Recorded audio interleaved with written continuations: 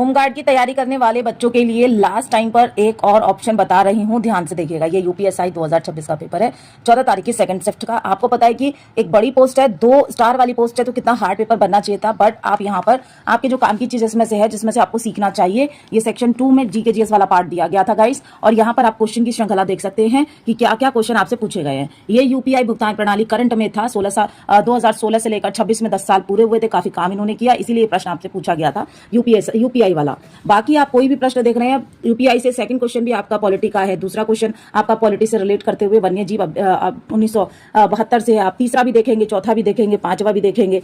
यहाँ पर आइए, ये कंप्यूटर का प्रश्न पूछा गया है। इधर आएंगे तो ये केवल एक प्रश्न आपका जनसंख्या 2011 से पूछा गया था, वो भी लिंगानुपात केरल का ऑप्शन दिया गया था इसमें। उसके बाद एक प्रश्न आपका यहाँ पर विदेश से पूछा गया था, अंतरराष्ट्रीय पहाड़ से, माउंटेन से, तो वो भी यहाँ पर आप किलिमंजारो देख सकते हैं। उसके बाद आपका एक प्रश्न पूछा गया था क्या कहते हैं इकोनॉमिक्स से, तो वो ये रहा आपका बैंकिंग में सीआरआर क्या होता है। फिर उसके बाद एक क्वेश्चन आपसे पूछा गया था जर्नल जीके का, जो कि आपका प्रोजेक्ट को लेकर था। उसके बाद आप फिर से देख रहे हैं एक क्वेश्चन आपसे यहाँ पर साइंस का पूछा जा रहा है, एलर्जन का। और फिर एक क्वेश्चन अगला फिर आ जाता है पॉलिटी का। उसके बाद यहाँ पर देखेंगे आप, फिर आपसे पूछा जाता है भूमि अर्जन पुनर्वासन वाला, जो अधिनियम वाला चैप्टर है 2013 वाला, उससे। फिर उसके बाद आप यहाँ पर फिर पॉलिटी का क्वेश्चन देख रहे हैं। उसके बाद फिर यहाँ पर IPB6 जो है, ये आपका हो जाएगा कंप्यूटर का। उसके बाद यहाँ पर धारा से पूछा गया था, आरटीआई से एक क्वेश्चन, 2 क्वेश्चन बल्कि पूछे गए थे आरटीआई से। उसके बाद यहाँ पर फिर आप देखेंगे हिंदू विवाह अधिनियम यहाँ पर एक क्वेश्चन सबसे डाले गए थे लगभग।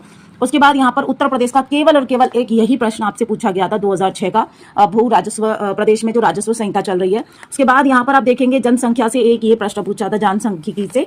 उसके बाद यहाँ पर फिर आयकर अधिनियम से धारा पूछी थी, 2 धारा पूछी थी, एक में उत्तर ये था, एक में उत्तर ये था।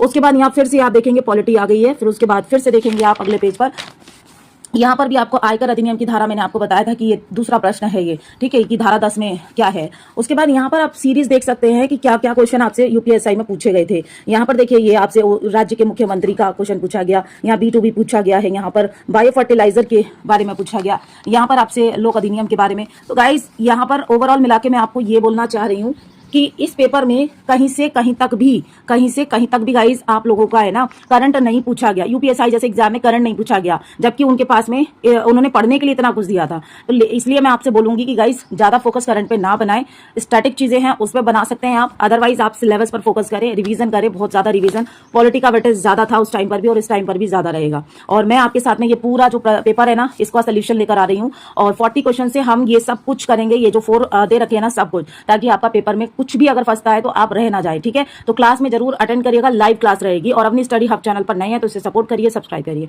बाय बाय, जय हिंद, जय भारत।